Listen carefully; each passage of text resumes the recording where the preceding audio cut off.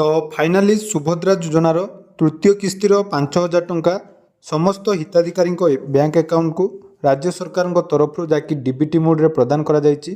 तेणु मुख्यमंत्री आज सुभद्रा योजन पाखापाखि 1 कोटी अधिक हिताधिकारी को 5,000 टंका लेखाएं सहायता राशि प्रदान करछन्ति। या सहित जो हिताधिकारी माने पूर्वर आवेदन करथिले एवं सुभद्रा योजनार प्रथम एवं द्वितीय किस्तिर टंका पाई नांती सेमानकु एकाथरे 15,000 टंकार सहायता राशि प्रदान करा जायछि। तो ऑलरेडी बैंक को जाकि मेसेज मध्य आसी सारलानी, समस्त बैंक रे टंका आसीबा आरंभ हो जायछि। तेणु जो माने भी टंका पाई नांती बा ऑलरेडी जदि आपण मानकर सुभद्रा योजनार प्रथम द्वितीय किस्तिर टंका आसीथिला ताले आपण मानकु आज सुभद्रा योजनार तृतीय किस्तिर टंका मिल जिवो।